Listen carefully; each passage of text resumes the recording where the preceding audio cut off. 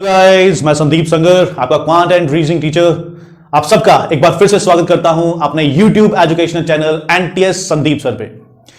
मेरा brief intro आप सब यहां देख सकते हो।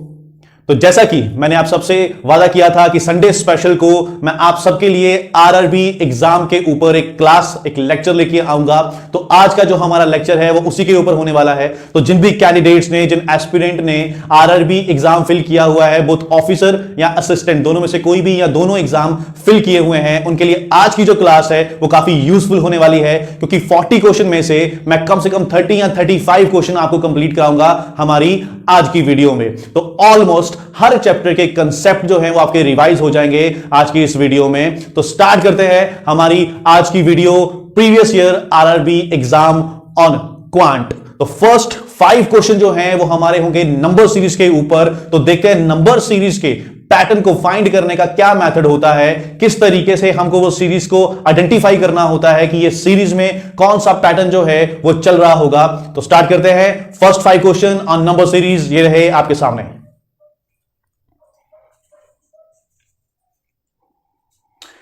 ठीक है, तो जो लोग ऑलरेडी अपने कंसेप्ट जो हैं वो क्लियर कर चुके हैं वो पहले इस वीडियो को पॉज करें और इस क्वेश्चंस के लिए कम से कम 3 to 4 मिनट दें और देखें आपके 5 में से कितने क्वेश्चन जो हैं वो आप सॉल्व कर सकते हो। फिर उसके बाद आप वीडियो को फिर से प्ले करना और देखना आपके 5 में से कितने क्वेश्चन जो हैं वो ठीक हुए हैं और 5 में से आप कितने क्वेश्चन पे 3 या 4 मिनट वेस्ट कर देते हो। क्या आपके 4 मिनट में सारे क्वेश्चन कंप्लीट हो पाते हैं, और अगर नहीं हो पाते हैं तो फिर आपने कहां पे वो गलती की है। तो देखते हैं क्वेश्चन नंबर 1 से। तो क्वेश्चन नंबर 1 आप देख सकते हो, और ये नंबर सीरीज जो है, हमको पता है नंबर सीरीज 2 टाइप की आपको एग्जाम में पूछी जाती है। या तो आपको क्वेश्चन में वो मिसिंग नंबर निकालने को बोलता है या फिर रॉन्ग नंबर। तो ये वाली जो हमारी सीरीज है ये रॉन्ग नंबर की सीरीज है। हमको इस सीरीज में ढूंढना है कि रॉन्ग नंबर कौन सा है। क्लियर? तो आते हैं क्वेश्चन के ऊपर। तो क्वेश्चन मैंने आपको यहां पे लिख दिया है, आपको यहां पे दिखाई भी दे रहा होगा। अब क्वेश्चन में फर्स्ट नंबर है 1, 3, 7, 15, 31, उसके बाद 16। यहां पे शायद मैं नंबर गलत लिख दिया है। यहां पे हमारा जो नंबर था वो था 64 और यहां पे था हमारा 127। ठीक है, ये नंबर जो है वो आपको दिए हुए हैं। अब सबसे पहली चीज जो हमारे माइंड में आनी चाहिए कि नंबर सीरीज के लिए मैंने जो अप्रोच लगानी है वो मेरी अप्रोच जो है 80 to 90% जो है वो सही होनी चाहिए। कहने का मतलब मैं इस सीरीज में पैटर्न सोचूंगा कि इस सीरीज में प्लस वाला पैटर्न है, माइनस वाला पैटर्न है, मल्टीप्लिकेशन है, डिवाइड है, स्क्वायर है, क्यूब है। तो मेरा जो पहला गेस होना चाहिए वो 80 to 90% सही होना चाहिए। तो देखते हैं कैसे पहचानना है हमको इस सीरीज को। सबसे पहले आप देखो नंबर था 1, उसके बाद नंबर हो गया 3, फिर 7, फिर 15, फिर 31, 64, 127 में नंबर 1 से स्टार्ट हुआ और ये मेरा नंबर पहुंच गया है कहां तक, 127 तक। ठीक, तो पहली चीज जो हमारे माइंड में आती है कि हम नंबर सीरीज में अगर कुछ ट्राई करें तो वो होता है डिफरेंस ट्राई करते हैं। लेकिन डिफरेंस आपको तब ट्राई करना है अगर आपको लगे ये नंबर्स जो है ज्यादा दूर नहीं है, इनके बीच का डिफरेंस जो है वो ज्यादा नहीं है। ठीक है, और अगर आपको लगता है कि इनका बीच का डिफरेंस जो है बहुत रैपिडली इंक्रीज हो रहा है, बहुत ज्यादा बढ़ता जा रहा है, तो फिर आपकी सीरीज में वो पैटर्न हो सकता है मल्टीप्लिकेशन का हो। अगर वो नंबर कम होते जा रहे हैं रैपिडली, बहुत ज्यादा, तो फिर वो डिवाइड हो सकता है या फिर वो डिफरेंस मतलब माइनस भी हो सकते हैं नंबर। तो आओ देखते हैं क्या होगा इसमें पैटर्न। सबसे पहली चीज आपके माइंड में आएगी कि नंबर यार ज्यादा दूर नहीं है, तो मैं डिफरेंस ट्राई कर लेता हूं। तो इसके बीच का डिफरेंस हुआ 2, इसके बीच का डिफरेंस हुआ 4, इसके बीच का डिफरेंस हुआ 8, नेक्स्ट डिफरेंस हुआ 16, नेक्स्ट डिफरेंस हुआ मेरा यहां पे 33 का, और नेक्स्ट डिफरेंस यहां पे मेरा आ रहा है 3 और 63 का। ठीक है, अब मैंने डिफरेंस ले लिया और मैं डिफरेंस से देखता हूं मैं कुछ पैटर्न समझ में आता है। तो 2, 4, 8, 16, तो यहां तक तो नंबर जो है वो मेरे डबल होते जा रहे थे। 2 का डबल 4, 4 का डबल 8, 8 का डबल 16, तो आगे 16 का डबल यहां पे होना चाहिए 32। क्लियर? अब मैं यहां पे 32 का अगर डिफरेंस करूं तो फिर यहां पे क्या होना चाहिए था, 63। अगर 63 होता तो आगे डिफरेंस क्या आ जाता है इन दोनों के बीच में, 64 का, जो 32 का क्या होता, डबल। इसका मतलब सीरीज का पैटर्न क्या है, यही है। क्लियर? तो हमने डिफरेंस लिया, वहां से हमको पैटर्न मिल गया कि पैटर्न जो है वो क्या होता है, डिफरेंस डबल होता जा रहा है। तो हमारा जो आंसर है इस क्वेश्चन का वो क्या हो जाएगा, 64। वहां 64 नहीं आना चाहिए था, 63 आना चाहिए था। ठीक है, तो ये था हमारा क्वेश्चन 1। अब आते हैं क्वेश्चन नंबर 2 के ऊपर और देखते हैं कि क्वेश्चन नंबर 2 में जो है वो क्या पैटर्न फॉलो हो रहा है। सेकंड क्वेश्चन के नंबर आ चुके हैं हमारे सामने। तो सेकंड क्वेश्चन, हाँ एक बात मैं कहना चाहूंगा, अगर आप में से किसी स्टूडेंट ने सेकंड क्वेश्चन अगर सॉल्व कर लिया है तो मैं आप सबको कंग्रेचुलेट करना चाहूंगा, क्योंकि ये क्वेश्चन जो है एक ऐसा क्वेश्चन है जो मोस्टली हमारा एग्जाम में टाइम वेस्ट करने के लिए ही दिया जाता है, क्योंकि इसमें कुछ पैटर्न जो है वो अजीब सा होता है। ठीक है, 5 क्वेश्चन आपके पास होते हैं तो 5 में से आपके पास 1 या 2 क्वेश्चन ऐसे जरूर होंगे कि आप लोग उसको ट्राई करो और उसमें आपका टाइम जो है वो वेस्ट हो जाए। ठीक है, वो सॉल्व करने के लिए नहीं दिए होते। ठीक है, अब ऑफिसर का एग्जाम है, ऑफिसर का एग्जाम होगा तो 5 में से आप मान के चलो आपके 3 क्वेश्चन जो हैं वो बहुत इजी होंगे, 2 क्वेश्चन जो हैं वो इसी तरीके का दिया होगा एग्जाम में। अब आपको करना क्या है, एक टाइम रखो 30 सेकंड, मैं 30 सेकंड ट्राई करूंगा इस क्वेश्चन को। अगर 30 सेकंड में मेरे को पैटर्न समझ में आ गया तो ठीक, नहीं तो मैं इस क्वेश्चन को छोड़ के अगले क्वेश्चन पे चलूंगा, नहीं तो इसी को सॉल्व करता रह जाऊंगा। आगे क्वेश्चन जो मेरे को आते भी होंगे वो मेरे से कंप्लीट नहीं हो पाएंगे। क्लियर? तो अब देखते हैं क्या पैटर्न था इस क्वेश्चन का। 115, 119, 475, 949, 947, 473। तो सीरीज को देख के हमारे माइंड में डाउट आया कि नंबर बढ़ते जा रहे थे यहां तक, उसके बाद नीचे आना स्टार्ट हो गए। ठीक है, पहले बढ़ते जा रहे थे फिर नीचे आना स्टार्ट हो गए, और बढ़ भी जो रहे थे वो काफी ज्यादा बढ़ रहे थे कि 1 से फिर 900 तक पहुंच गए हम, फिर नीचे की तरफ आए। तो 90% अगर नंबर आपका इंक्रीज हो रहा है और फिर नीचे आ रहा है तो वो 90% पैटर्न होगा मल्टीप्लिकेशन का, कि उसमें कुछ ना कुछ मल्टीप्लाई किया जा रहा है और फिर कुछ माइनस किया जा रहा है या फिर उसको प्लस किया जा रहा है। ठीक है, अब आप सोच रहे होंगे अगर मल्टीप्लिकेशन है तो नंबर तो बढ़ते ही जाने चाहिए थे, नंबर कम क्यों हो रहे हैं? तो मल्टीप्लिकेशन में भी नंबर कम होते हैं अगर मैं नंबर्स को 1 से नीचे से मल्टीप्लाई करूं। कहने का मतलब अगर मैं 4 को 0.5 से मल्टीप्लाई करूंगा तो वैल्यू क्या आएगी, 2, मतलब नंबर क्या हो गया, कम हो गया। तो इसलिए हमको यहां पे देखना है मल्टीप्लिकेशन। तो 1 को हमने सोचना है किससे मल्टीप्लाई करूं कि मैं 15 के पास आ जाऊं। तो 1 को मैं मल्टीप्लाई करूंगा, मेरे माइंड में पहली चीज जो आएगी 14, कि मैं 14 से मल्टीप्लाई करता हूं, नंबर बन गया 14, आगे इसमें +1 करके ये बन गया होगा मेरा 15। क्लियर? फर्स्ट चीज जो मेरे माइंड में थॉट आया वो ये आया। नेक्स्ट अब ट्राई करता हूं 15 को मल्टीप्लाई किसके साथ करूं कि इसके पास पहुंचूंगा। सोचो माइंड को, 15 को किससे मल्टीप्लाई करूं कि मैं 119 के पास, तो 8 के साथ, कि 8 से मल्टीप्लाई करूंगा तो बन जाएगा 120, फिर उसमें से मैंने किया 1 माइनस, तो मेरी वैल्यू आई 119। क्लियर? उसके आगे फिर 119 को किससे मल्टीप्लाई करूं कि मैं पहुंच जाऊं 475 के पास, तो 475 किससे मल्टीप्लाई करूं तो इसको मल्टीप्लाई करना पड़ेगा 4 के साथ ही, तो 4 के साथ मल्टीप्लाई करूं तो ये मेरा बन जाएगा 476, उसमें से 1 माइनस कर दूंगा तो बन जाएगा 475। तो यहां तक 1 माइनस हुआ, ये 1 माइनस हुआ, तो ये क्यों +1 हो रहा है, तो फिर इसका मतलब ये भी हो सकता है 16 से मल्टीप्लाई हुआ हो और 1 इसमें माइनस हुआ हो, क्योंकि सब में 1 माइनस हो रहा है तो वहां भी फिर 1 ही माइनस होना चाहिए। क्लियर? अब मैं आता हूं मल्टीप्लिकेशन किस तरीके से हो रही है। पहले मल्टीप्लिकेशन हुआ 14 से, फिर हुआ 8 से, फिर हुआ 4 से, सॉरी 14 से नहीं क्योंकि 16 लिखा है तो फिर यहां 16 से होना चाहिए था।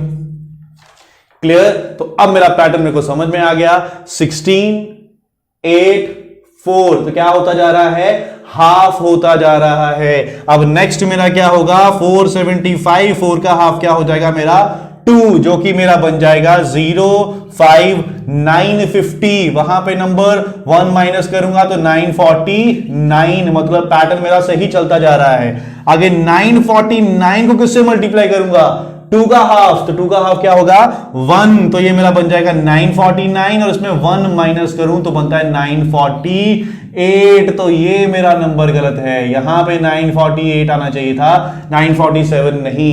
ठीक है, अब इसके बाद 1 का हाफ क्या होगा 0.5, तो 948 को अगर मैं 0.5 से मल्टीप्लाई करता, 0.5 मतलब आधा, तो इसका मैं आधा करता तो मेरी वैल्यू बन जाती 474, जिसमें से 1 माइनस होता तो बनता 473 और मेरा पैटर्न कंप्लीटली फॉलो करता इस सीरीज में।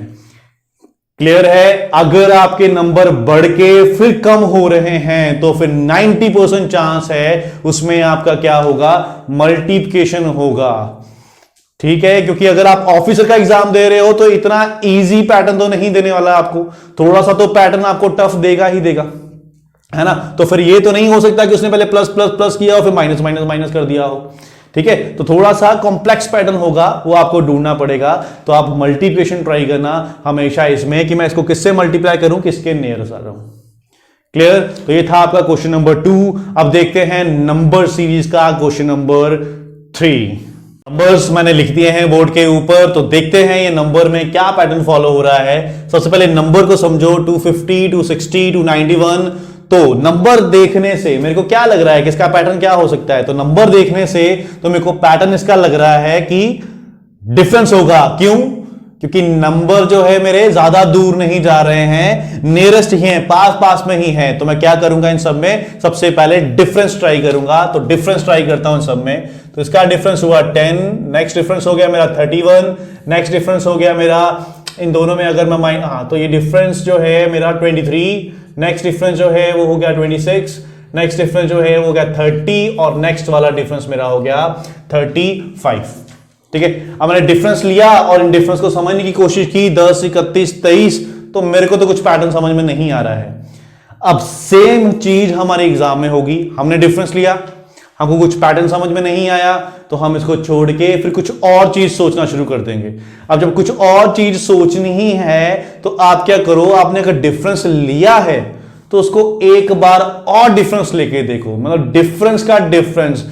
बहुत बार ऐसा क्वेश्चन आता है एग्जाम में जिसका पैटर्न डिफरेंस का डिफरेंस होता है। कहने का मतलब मैंने डिफरेंस ले लिया, इसका एक बार और डिफरेंस ले लूंगा कि इन दोनों में डिफरेंस मेरा आया 21, नेक्स्ट डिफरेंस मेरा आ गया, ये नीचे चला गया है तो -8, नेक्स्ट डिफरेंस आया 3 का, नेक्स्ट डिफरेंस आया 4 का, नेक्स्ट डिफरेंस आया 5 का। अब देखो 3, 4, 5, तो उसके पीछे क्या होना चाहिए था, 2। मतलब इन दोनों में जो डिफरेंस होना चाहिए था वो क्या होना चाहिए था, 2 का।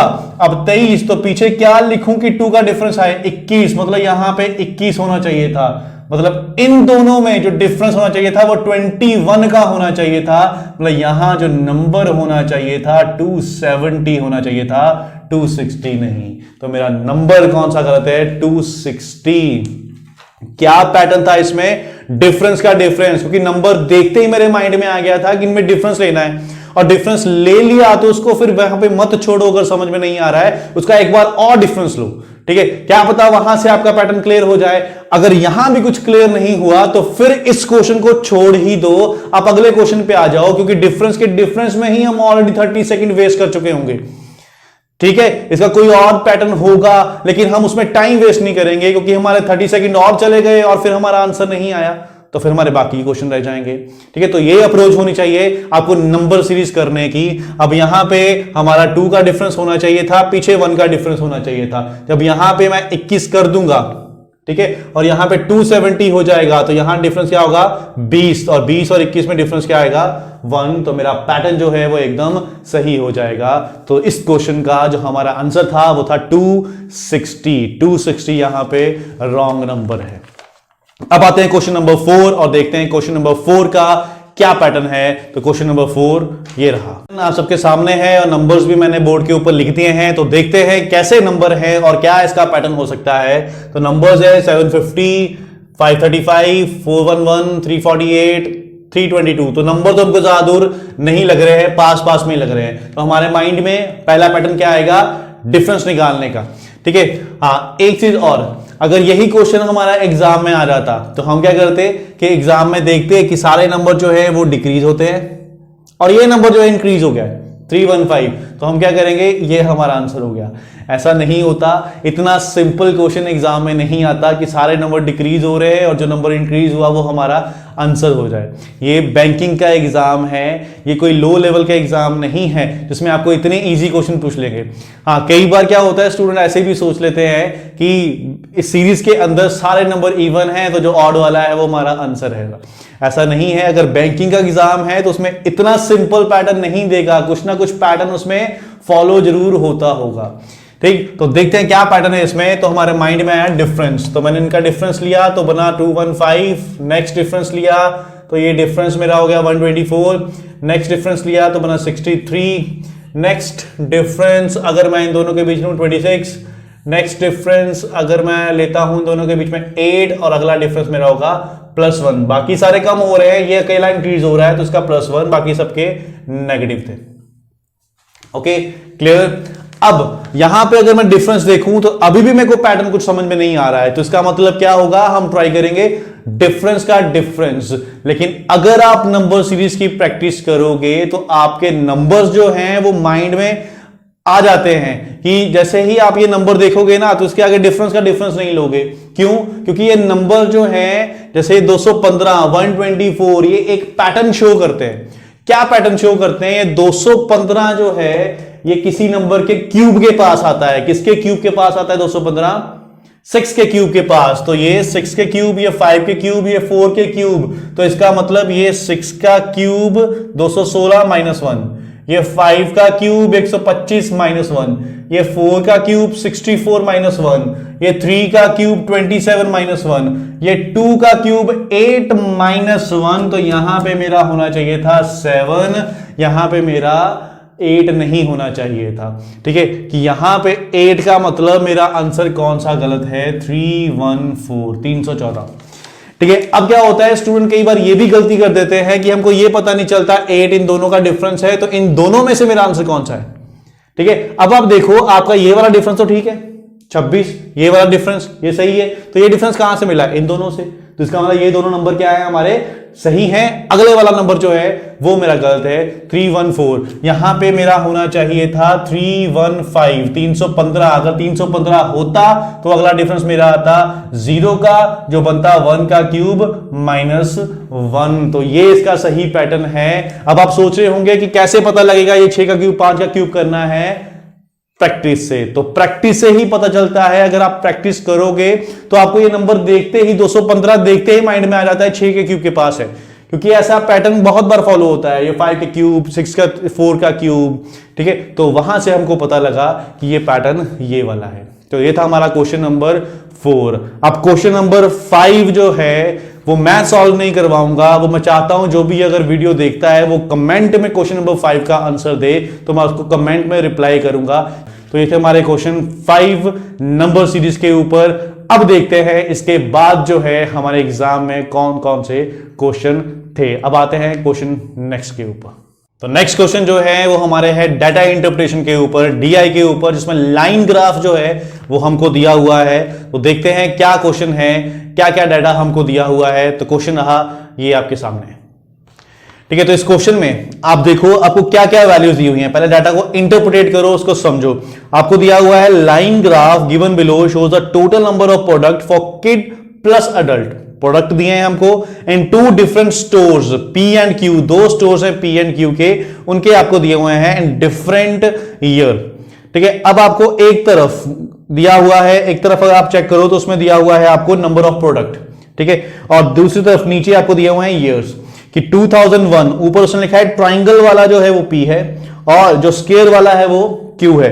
कि अगर 2000 में मैं देखूं कि P स्टोर ने जो है कितने प्रोडक्ट बनाए थे, तो P ने बनाए थे, ट्राइंगल चेक करो 20 और 30 के बीच में है, तो इसका मतलब ये हो गया 15।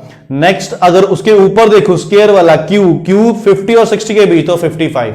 ठीक है, अब एग्जाम में क्या होता है, ऑनलाइन एग्जाम होता है, तो आपको क्या करना है, बार बार स्क्रॉल करना पड़ता है वहां पे। अगर ऐसा सिंपल सा है जिसमें आपको सिर्फ 2 लाइंस दी हुई हैं, ज्यादा के लिए नहीं बोल रहा हूं मैं, क्वेश्चन अगर ऐसा जिसमें सिर्फ 2 लाइन दी हुई हैं, तो आप क्या करो, जल्दी से उसको लिख लो, इधर P इधर Q, ठीक है। ईयर दिया है 2001, 2002, 2003, 2004 और 2005, ये मेरे को ईयर्स दिए हुए हैं, इसको मैंने लिख लिया जल्दी से।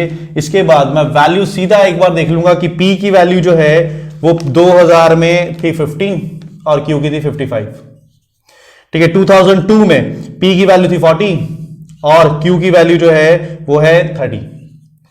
2002 में P की वैल्यू है 65 और नेक्स्ट हमारी है 80, ठीक है। वैल्यू जो है 2000 से शुरू थी, मैंने एक ईयर एक्स्ट्रा लिख दिया है, तो मैं इसको करेक्ट कर देता हूं। ये 2001 था, ये 2002 था, ये 2003, क्योंकि डाटा हमारे पास 2004 तक का है। नेक्स्ट 2003 में आपको दिया हुआ है ट्राइंगल जो है वो है 55, 50-60 के बीच में, और नेक्स्ट आपको जो स्क्वायर दिया है वो है 60 पे। नेक्स्ट ट्राइंगल जो है वो है 30 पे और जो स्क्वायर है वो आपका है 55 के ऊपर। अब मेरे को बार बार लाइन ग्राफ नहीं देखना पड़ेगा, बार बार नहीं ढूंढूंगा मैं, यहां सीधा नंबर लिखे हुए हैं, यहीं से देखूंगा मैं कि क्या क्या नंबर हैं किसके, ठीक है। तो हमको अब लाइन ग्राफ की जरूरत नहीं है, तो लाइन ग्राफ को भेजते हैं वापस और सारी वैल्यूज अब हमारे सामने ये रही, ठीक है। अब इसके बाद काम आ जाता है क्वेश्चन समझने का ऊपर। क्वेश्चन नंबर 1, तो क्वेश्चन नंबर 1 देखो आपको क्या दिया हुआ है, तो क्वेश्चन नंबर 1 ये रहा आपके सामने।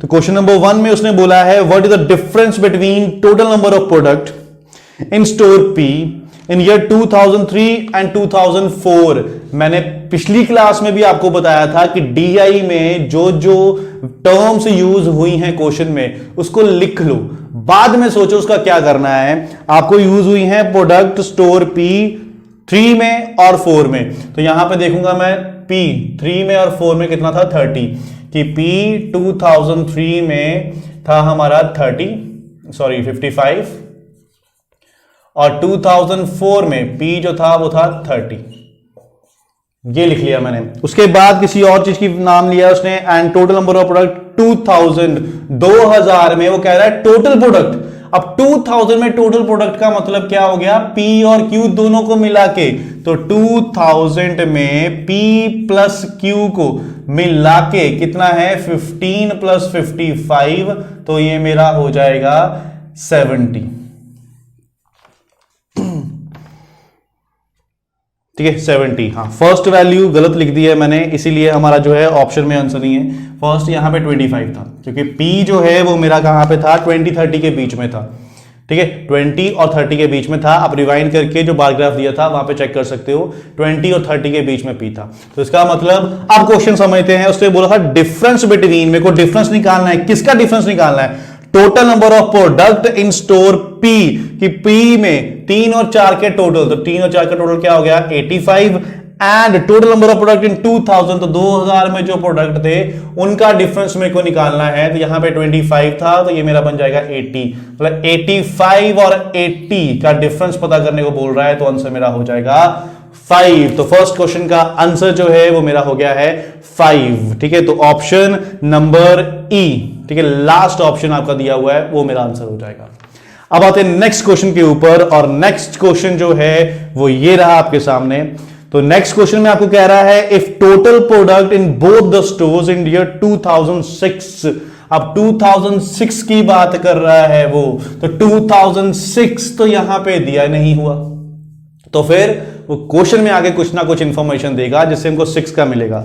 वो कह रहा है total product in both the store in year 2006 is increased by 20% as compare to year 2004। तो 2004 की बात कर रहा है, और कौन से स्टोर की बात कर रहा है वो 2004 में टोटल प्रोडक्ट की। टोटल प्रोडक्ट का मतलब P और Q के दोनों को मिला के जितने बनते थे 2004 में 30 प्लस 55, तो ये बनते थे हमारे 85, ठीक। क्या कहा उसने कि 2006 में ये क्या हो जाता है 20% इंक्रीज हो जाता है, तो 85 का अगर मैं 20% इंक्रीज करूं तो कितना बन जाएगा 120% बन जाएगा। तो यहां से इसको सॉल्व करूं 5 2 5 17 2 6, तो ये मेरी वैल्यू आ जाएगी 102, 2, इसका मतलब 2004 में जितने दोनों को मिला के थे 2006 में उससे 20% ज्यादा हैं, तो 20% ज्यादा मतलब 102 हो जाएंगे। अब क्वेश्चन में उसने पूछा है then find the total number of product in 2006, तो यही पूछा है उसने, क्या होगा? तो आंसर मेरा हो जाएगा 102, ऑप्शन ए हो जाएगा, पहला ऑप्शन, ये मेरा आंसर हो जाएगा। क्लियर? अब आते हैं नेक्स्ट क्वेश्चन, क्वेश्चन नंबर 3 के ऊपर, क्वेश्चन नंबर 48।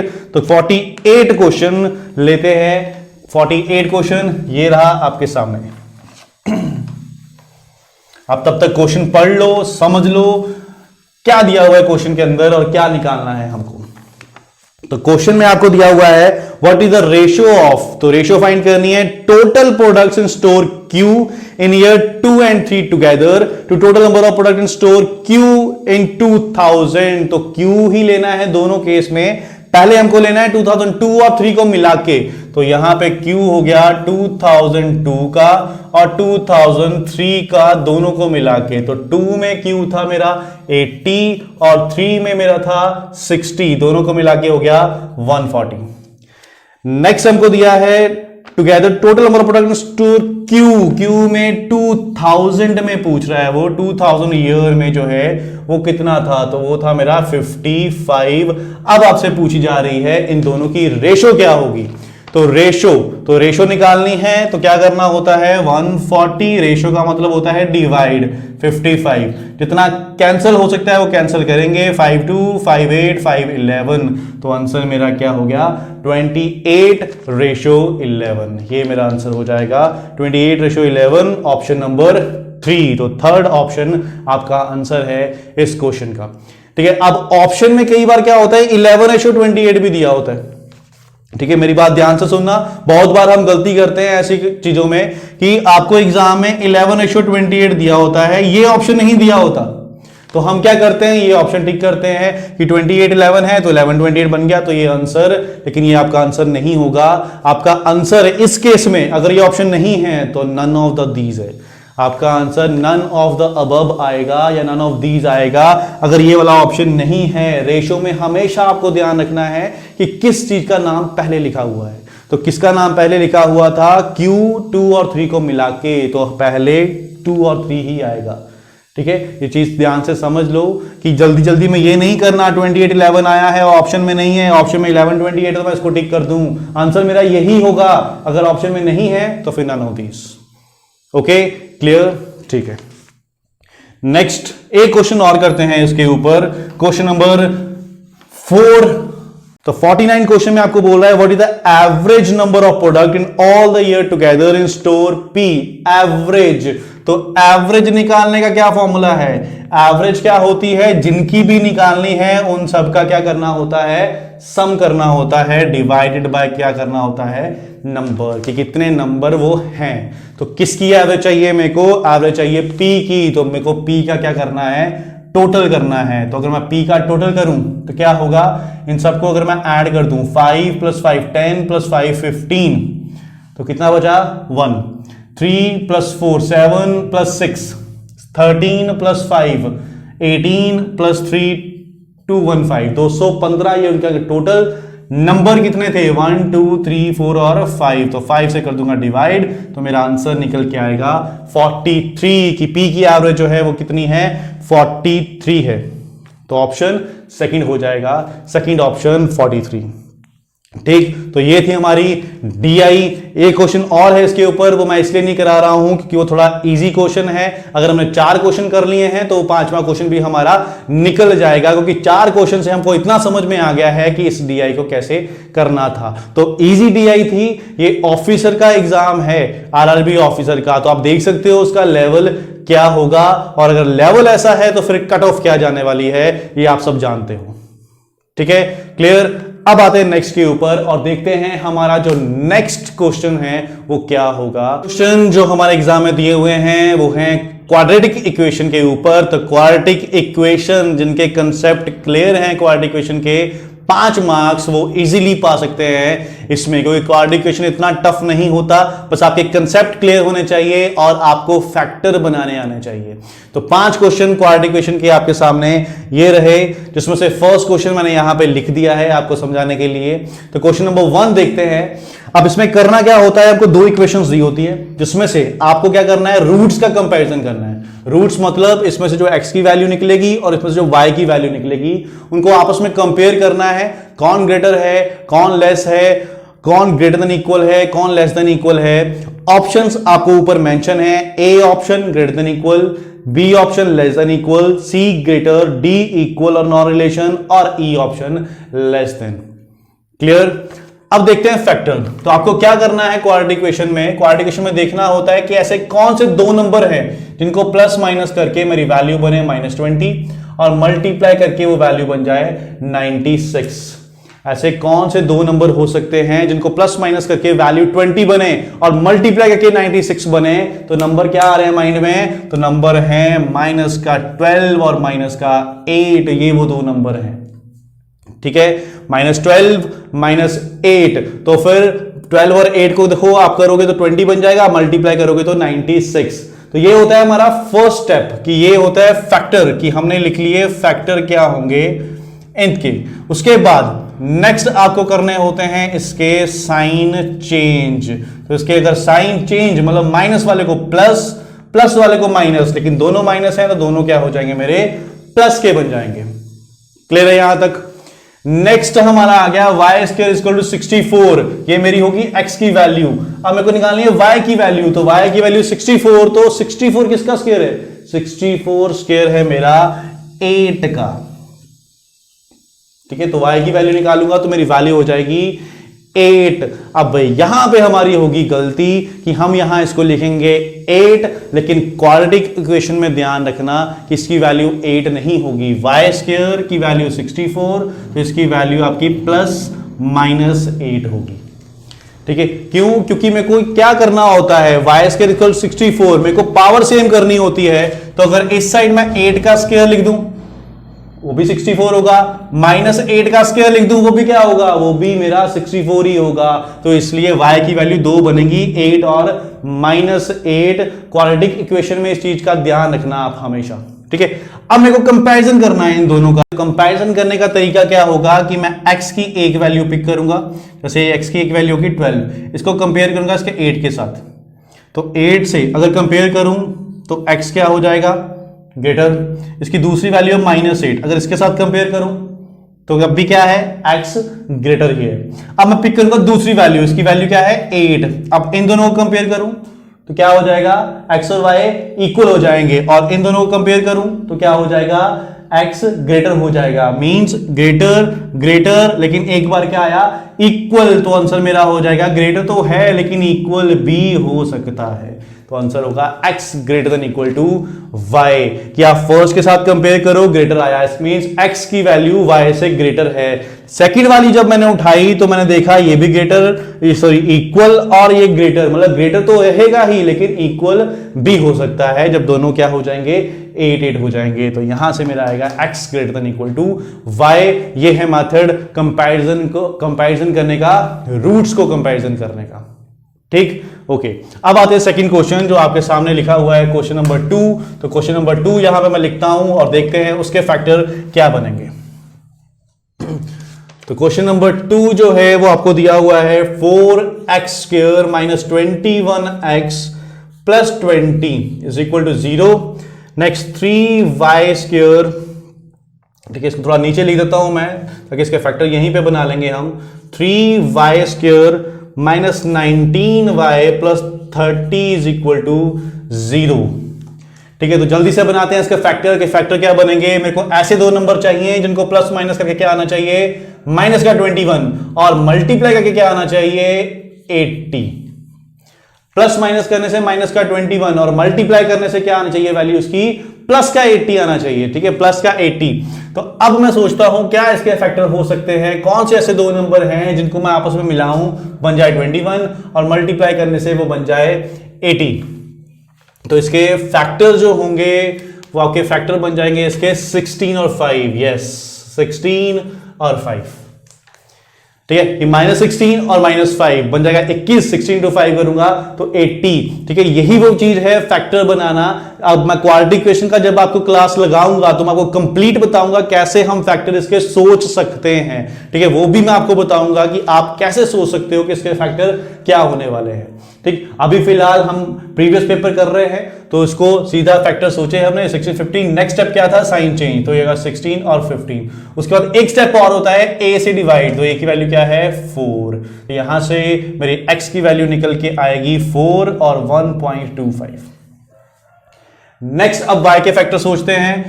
19 बनाना है माइनस का और ऐसे बनाना है 90 जाएगा वो 19, और उसके बाद साइन चेंज करेंगे 10 और 9, तो साइन चेंज करने के बाद a से डिवाइड करेंगे तो यहां से मेरी वैल्यू आएगी y की, कि y की वैल्यू आएगी 10/3 मींस 3.3 और 3। ओके, अब करना है कंपेयर। 4 को 3.3 से कंपेयर करो तो क्या आता है, 4 ग्रेटर है। 4 को 3 से कंपेयर करो तो क्या आएगा, ग्रेटर, इसका मतलब x ग्रेटर y है। अब सेकंड वैल्यू पिक करता हूं, 1.25 और 3.3 को करूंगा तो क्या हो जाएगा, अब क्या हो गया, y ग्रेटर हो गया। मतलब पहले x ग्रेटर आ रहा था, जब मैंने दूसरी वैल्यू ली तो फिर क्या हो गया, y ग्रेटर हो गया। वैसा कैसे हो सकता है कि x ग्रेटर भी हो और लेस भी हो, नहीं हो सकता ना। जब भी आपको लगे कि x ग्रेटर भी आ रहा है और लेस भी आ रहा है, तब आपका आंसर क्या हो जाएगा, नो रिलेशन, जो आपको दिया हुआ है फोर्थ ऑप्शन में। तो ये मेरा आंसर होगा नो रिलेशन। कब आएगा नो रिलेशन, जब आपकी x की वैल्यू ग्रेटर भी हो और लेस भी हो, दोनों हो, क्योंकि ये पॉसिबल नहीं है कि दोनों चीजें हो जाएं, ग्रेटर और लेस दोनों साथ में हो जाए, तब हमारा आंसर होगा नो रिलेशन, कि इनका रिलेशन नहीं बन सकता कोई भी।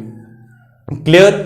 ओके, तो ये था आपका सेकंड क्वेश्चन। एक क्वेश्चन और करेंगे, क्वेश्चन नंबर 3, तो आपके सामने है, आप ट्राई कर सकते हो उसको, और मेरे साथ उसका आंसर जो है वो आप टैली कर सकते हो इसके बाद। तो क्वेश्चन नंबर 3 देखते हैं क्या है। क्वेश्चन नंबर 3 और एग्जाम के हिसाब से 53, x² - 11x + 24 = 0।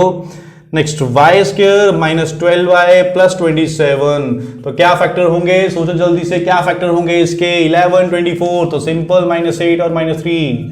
साइन चेंज 8 और 3, a यहां पे कुछ नहीं है तो x की वैल्यू होगी 8 और 3।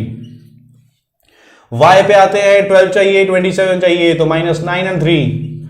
ठीक है, 12 और 27, साइन चेंज 9 और 3, a कुछ नहीं है तो y की वैल्यू होगी 9 और 3। अब आ गया हमारा मेन काम, कंपैरिजन करने का। तो अगर 8 को पिक करूं, 9 से कंपेयर करूं, y क्या हो गया, ग्रेटर, 8 और 3, अब क्या हो गया, x ग्रेटर, पहले y ग्रेटर, अब x ग्रेटर, तो इट मींस हमारा आंसर फिर से क्या हो जाएगा, नो रिलेशन। ठीक है, यहां भी क्या आ गया, y ग्रेटर आया पहले, फिर y क्या हो गया, लेस हो गया। तो ऐसा नहीं हो सकता कि दोनों चीजें साथ में हो, तो आंसर हो जाएगा फिर से आपका नो रिलेशन। ये थे क्वाड्रेटिक इक्वेशन के। अगले 2 क्वेश्चन में चाहता हूं कि वो आप सॉल्व करो और मेरे को कमेंट में उसका आंसर दो कि उसका आंसर क्या होगा। तो नेक्स्ट क्वेश्चन जो है वो हमारा है कैसलेट डीआई के ऊपर। अब कैसलेट डीआई क्या होती है, तो कैसलेट डीआई उसको बोलते हैं जो पैराग्राफ में हमको एक इंफॉर्मेशन दी होती है और उसमें से हमको इंफॉर्मेशन ढूंढ के फिर उस क्वेश्चंस के जो है वो आंसर देने होते हैं। अब क्वेश्चन देखोगे तो आपको समझ में आ जाएगा क्या है कैसलेट डीआई। तो कैसलेट डीआई का क्वेश्चन जो है वो ये रहा आप सबके सामने।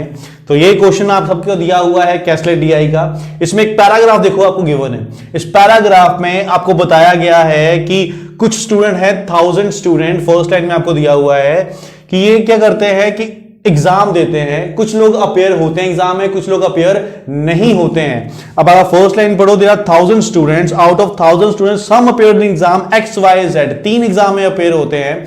अब किसी ने सिर्फ एक्स एग्जाम दिया होगा, किसी ने सिर्फ वाई दिया होगा, किसी ने एक्स वाई दोनों दिए होंगे, किसी ने एक्स वाई जेड तीनों दिए होंगे। इस तरीके से आपको डिटेल पूरी इस पैराग्राफ में दी होती है और हमको उसको ढूंढना होता है। मोस्टली 3 कैटेगरी ही होती हैं ऐसे क्वेश्चन में। तो आपने क्या करना है, इनका सर्कल बना लेना है।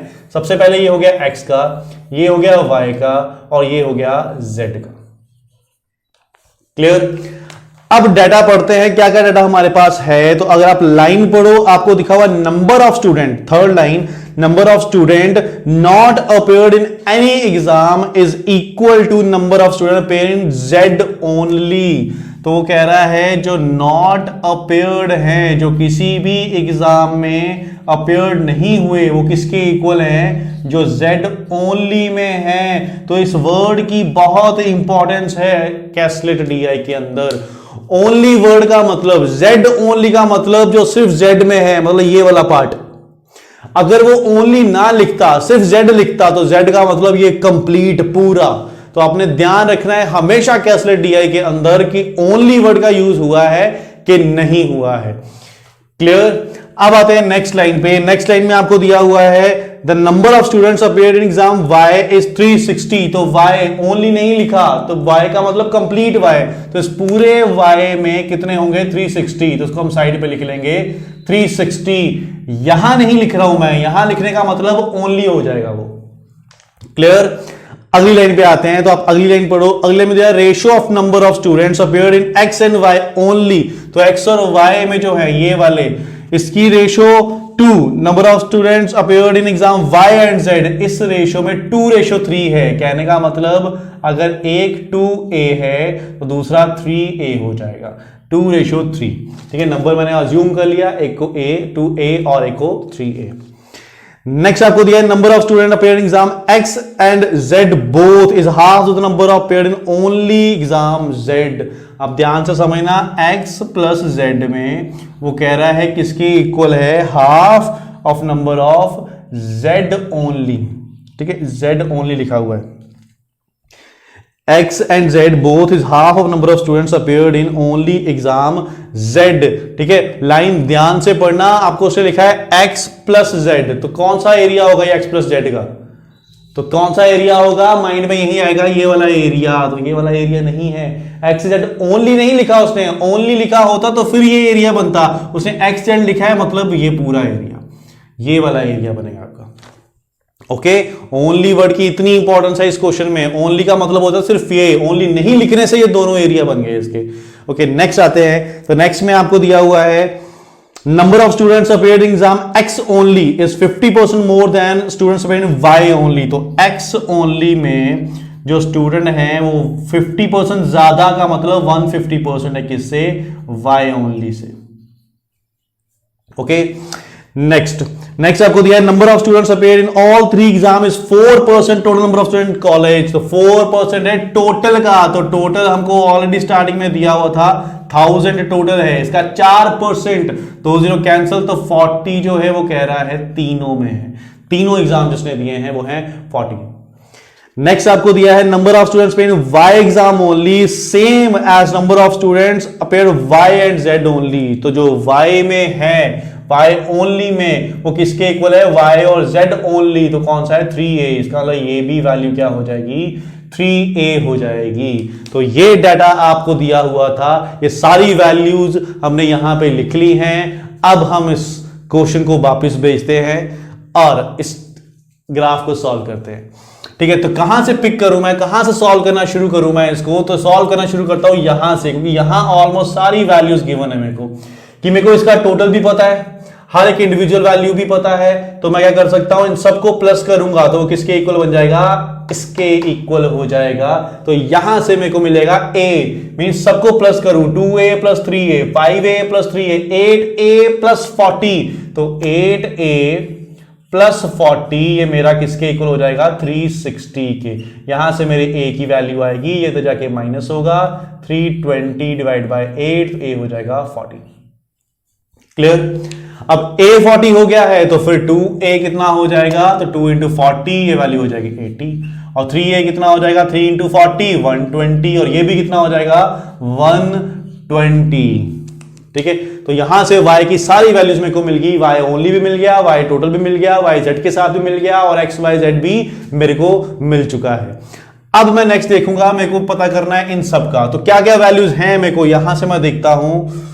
हाँ, ये रही X ओनली, जो X ओनली है वो किसके इक्वल है, 150% ऑफ Y ओनली। तो Y ओनली तो पता चल चुका है मेरे को 120, तो यहां वैल्यू पुट करता हूं कि 150 divide by 100 into Y only मेरा 120। यहां से सॉल्व करूंगा तो ये वैल्यू मेरी आ जाएगी 180, तो यहां पे हो गया 180। क्लियर, 180 ये हो गया X ओनली की वैल्यू, कि ये मैंने यहां से सॉल्व कर ली। अब उसके बाद क्या दिया हुआ है मेरे को, x प्लस जेड जो है वो क्या है, half of z only, z only. तो z ओनली में मेरे को पता नहीं है, मैं अज्यूम कर लेता हूं b। अगर ये b है तो फिर ये वाली वैल्यू, फिर से रिपीट कर रहा हूं मैं, x z ओनली नहीं लिखा उसने, x प्लस जेड का मतलब ये पूरा एरिया। तो ये पूरा एरिया जो है ये किसके इक्वल हो जाएगा मेरा, इसके हाफ के, b/2। ठीक है, ये अगर ये b है तो इसका हाफ हो जाएगा ये पूरा एरिया। अब इसके बाद दिया था नॉट अपेयर्ड जो है वो किसके इक्वल है, z ओनली के मत, तो इसकी भी वैल्यू क्या हो जाएगी, b। अब मेरे को b निकालना है, b मिल गया तो मेरा ये क्वेश्चन सॉल्व हो जाने वाला है। तो कैसे निकालूंगा b, मेरे को ये पता है टोटल स्टूडेंट कितने हैं 1000, और टोटल बना कहां से होगा, इन सबको ऐड करके और जो अपेयर्ड नहीं हुए हैं उनको मिला के मेरा क्या बन गया होगा, 1000 बन चुका होगा। तो इन सबको अगर मैं प्लस करूं तो प्लस करता हूं 180 प्लस 80 प्लस 120, ये मेरा हो गया 260, 380, 500 और 40, 540 हुआ ना, है ना। अब माइंड में 540 आया है, लेकिन हम 540 नहीं लिखेंगे, हमको लिखना है 500। अब 500 क्यों लिखा है मैंने, 40 क्यों नहीं गया लिखा, 40 कहां चला गया है मेरा, तो 40 इसलिए नहीं लिखा क्योंकि ये सारा एरिया जब मैं मिलाऊंगा ये 40 जो है ये किसके अंदर आ जाएगा, b/2 के अंदर ही आ जाएगा। क्लियर, ये b/2 मतलब ये पूरा एरिया b/2 है। तो अगर मैंने प्लस b/2 लिख लिया, इसका मतलब इसके अंदर ही मैंने 40 भी लिख लिया है। समझ में आ रहा है ना क्या कह रहा हूं, कि 40 क्यों नहीं लिखा, क्योंकि ये पूरा एरिया b/2 है। तो जब मैं b/2 लिख लूंगा इसका मतलब 40 भी उसी के अंदर है, तो 40 लिखने की जरूरत नहीं है मेरे को, इसलिए 500 लिखा। और प्लस ये वाला b प्लस ये नॉट अपेयर्ड वाला b, इन सब को मिला के किसके इक्वल है, 1000 के इक्वल है। तो ये मेरा बन गया 2b plus 2b 4b plus 5b, तो 5/2b, तो ये तो जाके माइनस हो चुका है, तो ये मेरा बन जाएगा 500, यहां से कैंसिल होगा और b की वैल्यू आ जाएगी मेरी 200। इसका मतलब z ओनली में आएगा 200, और ये इसका हाफ है, तो हाफ है तो ये मेरा आ जाएगा यहाँ पे 100। पूरा एरिया 100, अगर पूरा एरिया 100 है उसमें से यहां कितना है 40, तो यहां क्या रह जाएगा मेरा 60। ठीक है, कि पूरा एरिया आधा होना चाहिए था, इसलिए पूरा 100 है तो ये 40 हो चुका है, तो यहां पे क्या रह जाएगा 60। तो सारी वैल्यूज जो है वो मेरे को मिल चुकी हैं यहां पे, और सारी वैल्यूज को मैं यहां पे क्या निकाल चुका हूं। अब आती है बारी क्वेश्चन की, और क्वेश्चन में भी ध्यान रखना है ओनली पूछा है कि नहीं पूछा है। क्लियर, अब मैं क्वेश्चन देता हूं आपको, क्वेश्चन नंबर 1। तो क्वेश्चन नंबर 1 ये रहा आप सबके सामने। तो क्वेश्चन नंबर 1 देखो क्या दिया है आपको क्वेश्चन नंबर 1 में। क्वेश्चन नंबर 1 में आपको वो कह रहा है how many students appeared in 2 exam only, कि कितने स्टूडेंट हैं जो 2 एग्जाम में ओनली का मतलब 2 में ही होने चाहिए, ना वो 1 में होना चाहिए ना वो 3 में होना चाहिए, सिर्फ 2 में। तो 2 वाली वैल्यू पिक करो, कौन सी है, ये रही 80। नेक्स्ट ये कितना है 120। नेक्स्ट ये नहीं लेनी है 3 वाली होगी, ये कितना है 60। तो ये मिला के कितना हो जाएगा मेरा 260। तो आंसर मेरा हो जाएगा 260, option number 5।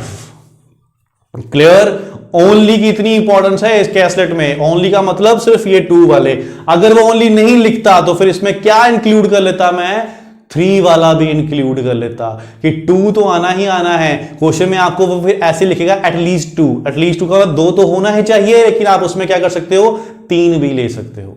Okay, next question आपके सामने ये रहा। तो अगला क्वेश्चन है how many students appeared at most 2 exam, ज्यादा से ज्यादा 2 एग्जाम। मीनिंग समझो क्वेश्चन का, कि मीनिंग क्या है एट मोस्ट का, ज्यादा से ज्यादा 2। तो ज्यादा से ज्यादा 2 का मतलब 2 से ऊपर नहीं होना चाहिए, नीचे चलेगा। एट मोस्ट 2 का मतलब नीचे वाला काउंट कर लेंगे, ऊपर वाला काउंट नहीं करेंगे। तो ऊपर वाला अगर काउंट नहीं करना है तो ऊपर वाला बचा कौन सा, 3 वाला ही बचा ना। तो इसका मतलब 40 नहीं लेना है मेरे को। कितने स्टूडेंट थे मेरे पास, स्टूडेंट थे मेरे पास, यहां मैं क्वेश्चन नंबर लिख देता हूं 57 था। स्टूडेंट है मेरे पास 800 और उसमें से 40 नहीं लेना है, तो आंसर आएगा मेरा 760 सॉरी, टोटल स्टूडेंट थे मेरे पास 1000। ठीक है, 1000 टोटल थे, उसमें से मेरे को ये 3 वाला नहीं लेना है, तो 3 वाला छोड़ के 40। ठीक है, अब आपके माइंड में आ रहा होगा, जैसे मैंने पहले 800 लिख दिया था, तो आपके माइंड में भी आ रहा होगा कि ये जो 200 लोगों ने स्टूडेंट एग्जाम नहीं दिया है वो निकाल के तो 800 ही रहना चाहिए था।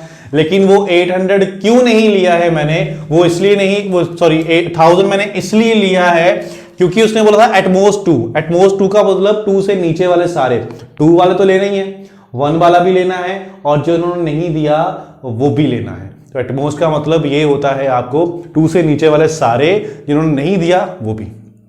क्लियर? तो ये कैसलेट DI थी। अगले 2 क्वेश्चन जो है वो मैं आपको यहां पे दे देता हूं। ये रहा नेक्स्ट क्वेश्चन, ये आप खुद दो सॉल्व करना। उसका अगला ये रहा, आप ये भी सॉल्व करना और इसके आंसर मेरे को कमेंट में देना, क्योंकि ये आराम से हो जाएंगे, अब इसमें कोई मुश्किल नहीं आएगी सॉल्व करने के अंदर। ठीक है, तो ये थी हमारी कैसलेट DI। अब देखते हैं इसके बाद जो करने के लिए वो हमारे पास क्या है। तब इसके बाद क्वेश्चन हमारे स्टार्ट हो जाते हैं मिसलेनियस। तो मिसलेनियस का मतलब आपका सारे चैप्टर्स में से एक एक 2-2 क्वेश्चन को मिला के इस एग्जाम में जो है 15 क्वेश्चन आपके दिए हुए हैं। तो 15 क्वेश्चन नहीं करेंगे हम, 5 या 6 क्वेश्चन करेंगे। जैसा कि मैंने आपको पहले ही बोला था, इजी क्वेश्चन हम नहीं करेंगे। जो लगता होगा कि थोड़े मॉडरेट लेवल हैं या थोड़े आपके हाई लेवल हो सकते हैं, वही हम सॉल्व करेंगे। तो क्वेश्चन नंबर 1 लेते हैं हम कि क्वेश्चन नंबर 1 जो है वो क्या है। तो ये रहा क्वेश्चन नंबर 1। तो क्वेश्चन नंबर 1 में आपको दिया हुआ है a shopkeeper mark his article 50% above the cost price. ठीक है, प्रॉफिट एंड लॉस का क्वेश्चन है कि कॉस्ट प्राइस से 50% ऊपर and give a discount of 20% और 20% का डिस्काउंट दे दिया। If he had mark his article 75% of the cost price and gives a discount of 20% on it, then find earlier profit, what percent of profit earn later. ठीक है, अब सबसे पहली चीज आप माइंड में बिठा लो कि अगर आपको क्वेश्चन का आंसर परसेंटेज में चाहिए, परसेंटेज में आप आंसर निकाल रहे हो, तो आप वैल्यू को अज्यूम कर सकते हो कि मैं मान सकता हूं कि इस प्रोडक्ट की जो वैल्यू है, कॉस्ट प्राइस जो है वो 100 है। ठीक है, मैंने अज्यूम कर लिया कि पहला सिचुएशन के अकॉर्डिंग कॉस्ट प्राइस 100 होगा। अब उसने बोला इसको मार्क अप कर दिया। अब मार्क अगर अप कर देगा तो फिर कितना कर देगा, इसको 50% अप, तो 150 कर देगा, 50% अप। नेक्स्ट आपको दिया है एंड गिव्स डिस्काउंट ऑफ 20% और 20% डिस्काउंट भी दे दिया उसके ऊपर। तो डिस्काउंट दे दिया अगर इसके ऊपर तो कितना हो गया, 150 के ऊपर 20% का डिस्काउंट तो कितना हो जाएगा, 80/100। तो यहां से आपकी वैल्यू आ जाएगी 120। कि मैंने अज्यूम कर लिया कि 100 रुपए की वो चीज थी, उसको पहले उसने 50% ऊपर कर दिया तो 150 बना दिया, उस पर 20% का डिस्काउंट दे दिया, 20% वैल्यू कम करने का मतलब उसकी वैल्यू क्या रह जाएगी, 80%। तो 80% निकाल के उसकी वैल्यू आई 120 और ये 120 क्या निकला होगा, सेलिंग प्राइस की, इतने का उसने बेच दिया होगा उसको आगे, सेलिंग प्राइस।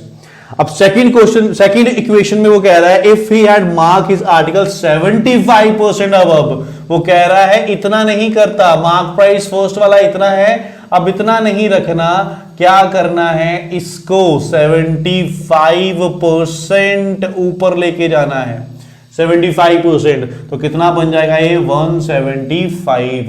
और अब इसके ऊपर जो डिस्काउंट देना है वो 20% ही देना है, तो डिस्काउंट जो है वो 20% मिलेगा, तो वैल्यू क्या रह जाएगी, 80%। अब इसको सॉल्व करेंगे, 5 2 5 3 5 5 और 2 4, तो वैल्यू आई 140, 140। कि अगर वो वैल्यू को 50% ऊपर करके 20% का डिस्काउंट देगा तो 120 वैल्यू हो जाएगी, और अगर उसने 75% ऊपर करके 20% का डिस्काउंट दिया तो वैल्यू क्या हो जाएगी, 140। अब देखते हैं क्वेश्चन में क्या पूछा है उसने। तो क्वेश्चन में आपको वो कह रहा है, तो क्वेश्चन आप देखो यहां पे क्या कह रहा है, फाइंड द अर्लियर प्रॉफिट, जो पहले वाला प्रॉफिट था, is what percent the profit earn later, जो बाद में कमाया उसके ऊपर। अब प्रॉफिट क्या होता है, selling price minus cost price, तो एसपी माइनस सीपी, तो फर्स्ट वाला प्रॉफिट, तो प्रॉफिट 1 जो था 120 का बेचा था 100 रुपए की चीज को, तो 20 रुपए कमाए थे। नेक्स्ट वाला जो प्रॉफिट है, सेकंड प्रॉफिट, वो क्या था, 100 रुपए की चीज को 140 का बेचा है, तो कितना कमाया होगा, 40।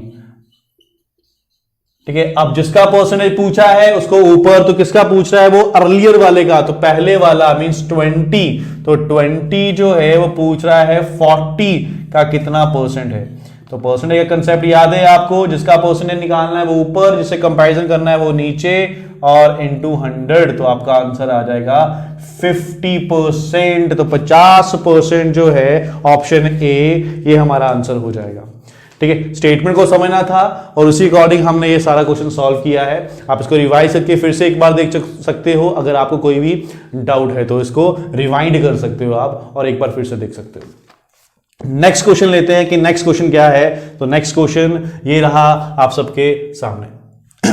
तो अगला क्वेश्चन आपको दिया हुआ है, ये क्वेश्चन है हमारा परसेंटेज का क्वेश्चन है। आपको उसने दिया है Satish save 20% of his monthly salary, 20% save करता है, end of the remaining salary, जो सैलरी बच जाती है उसका 1/4 एंड 1/2 हाफ जो है वो अपनी मदर और सिस्टर को दे देता है, एंड रिमेनिंग सैलरी जो है वो ईएमआई दे देता है कार की।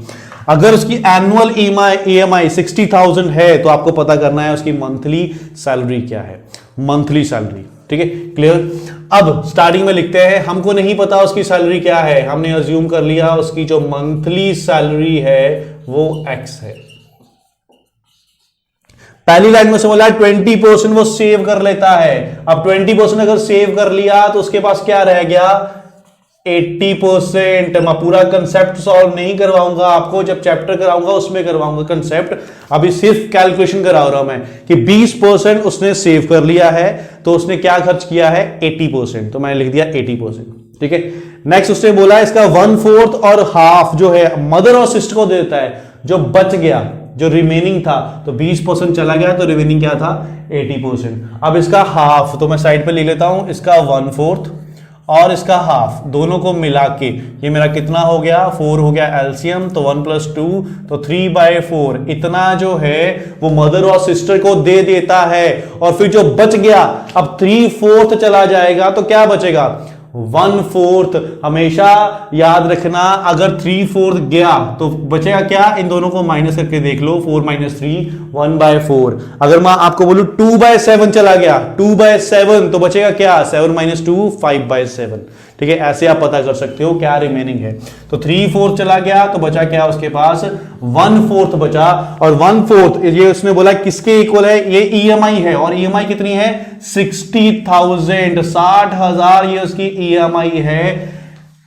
ठीक है, फिर से रिपीट कर देता हूं जल्दी से मैंने कि एक्स उसकी सैलरी थी, उसमें से 20% उसने सेव कर लिया, तो जो बच गया मतलब 80% बच गया उसमें क्या दे दिया 3/4 मदर सिस्टर को दे दिया। फिर जो बच गया क्या बचा 1/4 इसकी वो देता है ईएमआई, और ईएमआई कितनी है 60,000।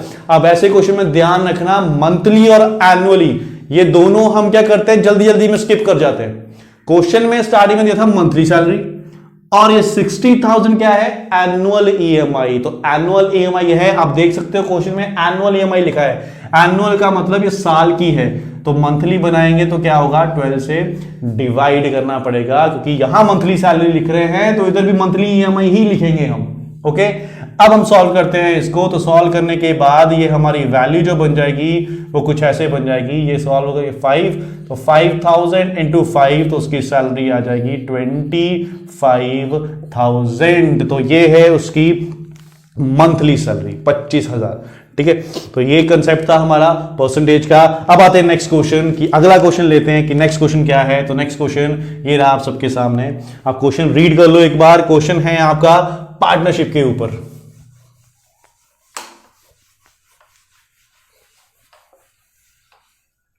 ठीक है, तो पार्टनरशिप में आपको क्या दिया हुआ है, तो पार्टनरशिप में आपको दिया हुआ है A and B enter into a partnership by investing some amounts. कुछ अमाउंट इन्वेस्ट करते हैं, तो क्या करना होता है पार्टनरशिप में, पहले हमको पार्टनर्स के नाम लिख लेते हैं। तो ए और बी दो पार्टनर थे, इन्वेस्टमेंट ऑफ ए की जो इन्वेस्टमेंट है वो ट्वाइस है बी से, तो अगर मैं बी को एक्स मान लूं तो ए की इन्वेस्टमेंट उससे क्या हो जाएगी डबल हो जाएगी। ठीक है, ये लिख लिया मैंने। उसके बाद नेक्स्ट आपको क्या दिया हुआ है, अनदर पर्सन सी, एक और पार्टनर बीच में ऐड हो गया, तो सी एक और पर्सन ऐड हुआ और 4 महीने के बाद ऐड हुआ। At the end of year profit share of A and C is equal. तो उसके बाद क्वेश्चन पूछा है, ये नहीं बताया सी की इन्वेस्टमेंट क्या है, तो इसको भी अज्यूम करते हैं कि सी की इन्वेस्टमेंट बाय है। ठीक है, पार्टनरशिप के चैप्टर में मैं जब करवाऊंगा तो डिटेल में कंसेप्ट बताऊंगा। अभी क्या कर सीधा सीधा कि पार्टनरशिप की हमने इन्वेस्टमेंट लिख ली, इसके बाद क्या करते हैं हम टाइम से मल्टीप्लाई, कि इसने 4 महीने के बाद आया तो साल में कितने महीने बिजनेस में रहा 8, तो 8 से मल्टीप्लाई, ये दोनों पूरा साल रहे तो इनको 12 से मल्टीप्लाई, तो यहां से इनके बन जाएगी आपकी रेशो कि 24x 12x और 8y। क्लियर है यहां तक? ये होगी उनकी इन्वेस्टमेंट और टाइम को मिला के ये हमारी बन चुकी है प्रॉफिट की रेशो, कि ये प्रॉफिट की रेशो है, कि ये होता है इन्वेस्टमेंट इनटू टाइम, उसको जब हम करते हैं तो बन जाता है हमारा प्रॉफिट रेशो। ठीक है, प्रॉफिट रेशो हो गया।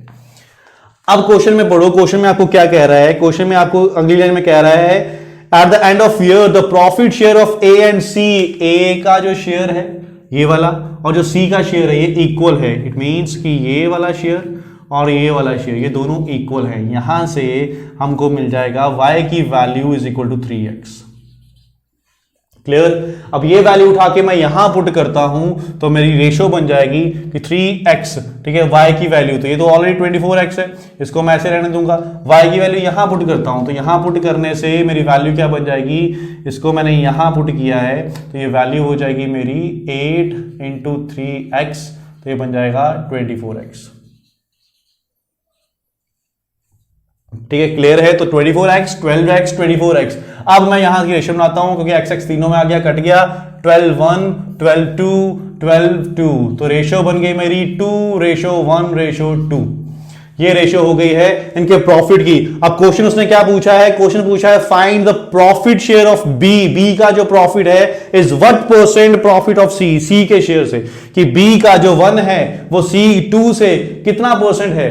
तो फाइंड करने की जरूरत नहीं है, आप ऑरली बता सकते हो 1 2 का कितना परसेंट होता है। 1 2 का क्या है? आधा, तो आधे का मतलब क्या होता है 50%। इसका मतलब 1 जो है वो 2 का 50% है। वैसे भी परसेंटेज में जिसका निकालना हो उसको ऊपर लिखते हैं, जिससे कंपैरिजन करना हो उसको नीचे लिखते हैं, वहां से हमारा परसेंटेज बन जाता है 50%। क्लियर? तो 50% जो है वो हमारे क्वेश्चन का आंसर है। ऑप्शन नंबर आपको यहां पे दिया हुआ है, ऑप्शन नंबर ए। ओके, तो ये था हमारा आज का क्वेश्चन। नेक्स्ट क्वेश्चन लेते हैं। नेक्स्ट क्वेश्चन क्या है? तो अगला क्वेश्चन जो है वो आपका है एजिस के ऊपर। तो ये रहा आपका नेक्स्ट क्वेश्चन एजिस का। एजिस के क्वेश्चन में आपको हमेशा ध्यान रखना होता है स्टेटमेंट का। हैंस का मतलब बाद में, मतलब तब हमको प्लस करना होता है। अगो का मतलब और अर्लियर का मतलब आपका क्या होता है पीछे, तब आपको माइनस करना होता है। तो लाइन पढ़ते हैं, स्टेटमेंट पढ़ते हैं। फर्स्ट में उसने बोला है the ratio of age of Ishu 8 year hence, 8 साल बाद, and that of Aahana 6 year hence, 6 साल बाद। ये उसकी रेशियो दी है। हमको ना ईशू की एज पता है ना अहाना की, तो ईशू को मैं आई मान लेता हूं और अहाना को ए। उससे बोला ईशू कितने साल के बाद? 8 साल के बाद, तो इसमें 8 प्लस हो जाएगा। अहाना 6 साल के बाद, इसमें 6 प्लस हो जाएगा। और इन दोनों की जो रेशो है वो क्या है 5:6। क्लियर? अब मैं क्रॉस मल्टीप्लाई करता हूं इनको, तो क्रॉस मल्टीप्लाई करने से 6i plus 6 into 8 48 plus 5a plus 5 into 6 30। अब इसको इधर ले आता हूं 6i माइनस 5a, ये उधर जाके माइनस होगा तो वैल्यू क्या आ जाएगी माइनस में 18। तो ये होगी मेरी फर्स्ट इक्वेशन। अब अगली लाइन पढ़ता हूं और देखता हूं क्या स्टेटमेंट बना सकता हूं। तो नेक्स्ट लाइन में मेरे को दिया हुआ है अनदर क्वेश्चन था आपका, हाँ, the ages of Ishu 10 year hence. तो इशू की 10 साल के बाद जो एज होगी ये आपका उसने बोला है इज इक्वल, इक्वल होगी किससे? अहाना की 6 ईयर हैंस, जो 6 साल के बाद होगी। तो सेकंड इक्वेशन तो बहुत सिंपल हो गई कि इशू में 10 ऐड किया, अहाना में 6 ऐड किया, क्योंकि दोनों हैंस थे और दोनों इक्वल होंगे। यहां से आपकी सेकंड इक्वेशन बनेगी i minus a is equal to, ये जाके माइनस होगा तो माइनस का 4। ठीक है, क्लियर है? अब ये दो इक्वेशन बनी हुई हैं, इन दो इक्वेशन को सॉल्व करना है। यहां 6i है, यहां अकेला i है, तो इसको अगर मैं 6 से मल्टीप्लाई कर दूं तो मेरी इक्वेशन बैलेंस हो जाएगी। 6i माइनस 5a, तो 6i minus 5a is equal to minus 18। इसको 6 से करूंगा, 6i minus 6a is equal to 6 into 4 24, minus plus plus, तो ये कैंसिल, यहां से a की वैल्यू मेरी निकल के आ जाएगी 6। तो अहाना की एज जो है वो कितने साल की है? 6 साल अहाना की एज है। A6। अब क्वेश्चन में ईशु की एज पूछा हुआ है, तो ईशु की एज क्या हो जाएगी, अगर ये 6 है, 6 तो उधर जाके ये प्लस होगा, तो 6 में से 4 निकलेंगे तो क्या आएगा 2, तो ईशु की एज हो जाएगी 2 साल। तो ये मेरे क्वेश्चन का आंसर है 2 ईयर। क्लियर? ठीक है, स्टेटमेंट समझना होता है, हैंड्स में प्लस करना होता है।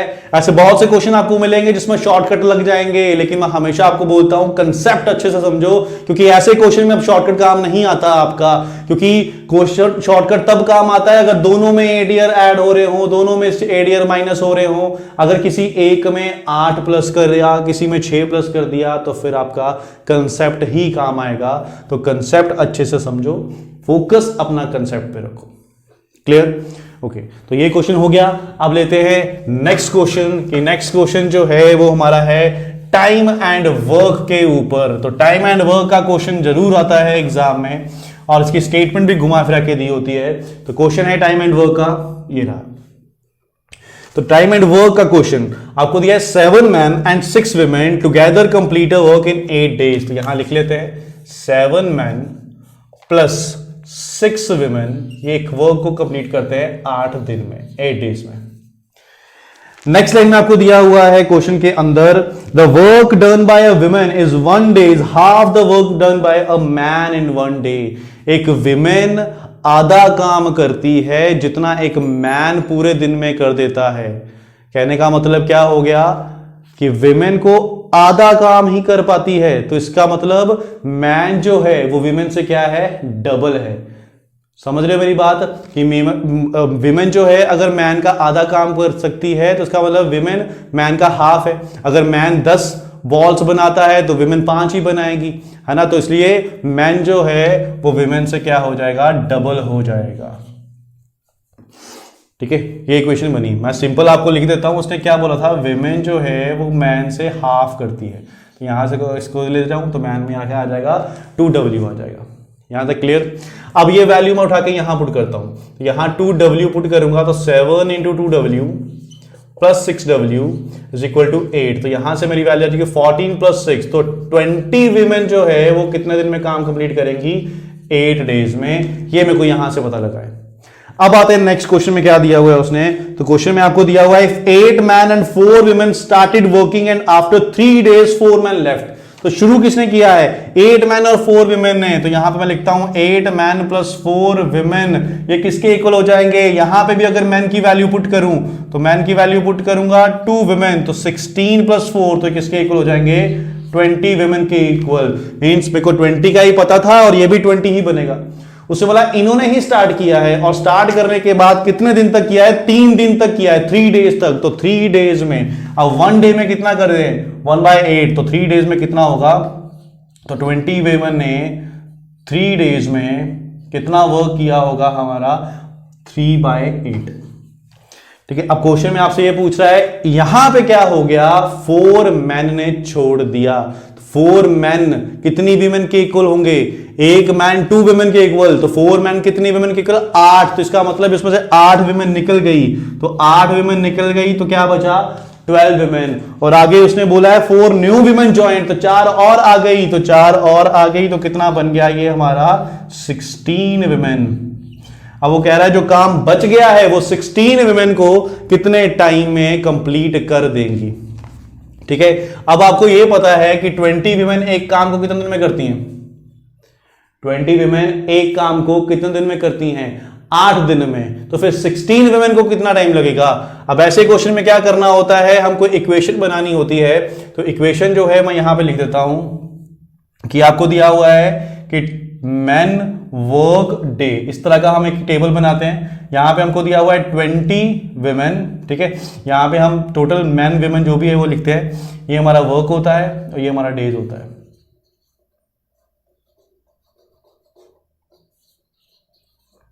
ये हमारा होता है मैन या विमेन। तो 20 विमेन एक काम को हमको पता है 8 डेज में करती हैं। हमको पता करना है 16 विमेन और काम कितना कराना है, 3/8 हो चुका है, कितना रह चुका है 5/8। ये कितने दिन में करेंगी। अब इसको ऐसे मल्टीप्लाई करते हैं और फिर हमारा आंसर आएगा 20 × 5/8 × 8 और ये 16 इधर आके नीचे डिवाइड हो जाएगा। तो ये सॉल्व करो, 8 से 8 कैंसिल, 4 5 4 4 25/4 6.25 डेज। तो आंसर आपका होगा 6.25।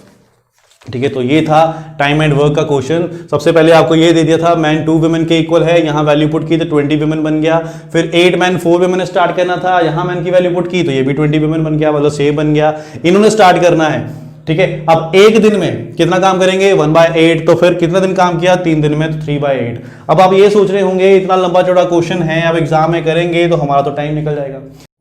ठीक है, तो ऑरली करना हो तो हम इसको कैसे कर सकते हैं कि ऑरली हम इसको करेंगे कि हम माइंड में सोचेंगे सीधा कि हमको उसने साफ साफ दे दिया था कि एक विमेन जो है हाफ करती है, तो वहां से माइंड में आ गया कि एक मैन जो है 2 विमेन के इक्वल होगा।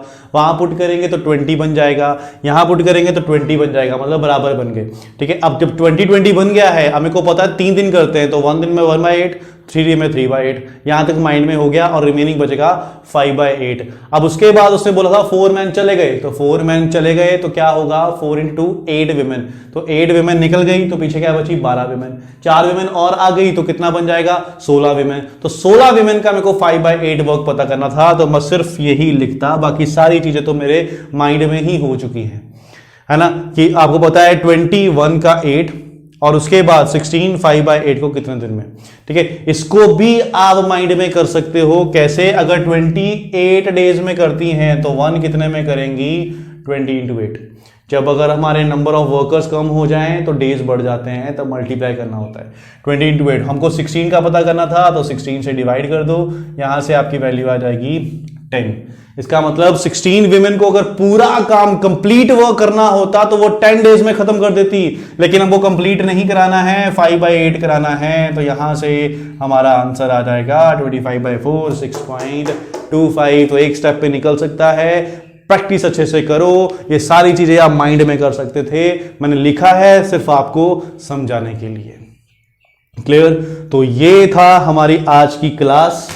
इस क्लास में हमने डीआई के क्वेश्चन किए हैं, क्वालिटी इक्वेशन के क्वेश्चन किए हैं, नंबर सीरीज के क्वेश्चन किए हैं, मिसलेनियस क्वेश्चन किए हैं। इसमें एक डीआई और दी थी, वो डीआई मैं अभी आपको यहां पे नहीं करा रहा हूं, मैं नेक्स्ट में करवाऊंगा डीआई। कि एक डीआई हो गई है, एक डीआई हम अगली क्लास में कर लेंगे। ठीक है, तो आज की ये वीडियो अगर आपको यूजफुल लगी है तो प्लीज इसको लाइक और सब्सक्राइब जरूर कर दें, क्योंकि बहुत मेहनत लगती है कि वीडियो बनाने में 2-3 घंटे से ऊपर टाइम लग जाता है। तो आपका एक लाइक और एक सब्सक्राइब ही हमारी जो है वो मोटिवेशन है, एनकरेजमेंट है। तो आज की वीडियो में बस इतना ही। धन्यवाद।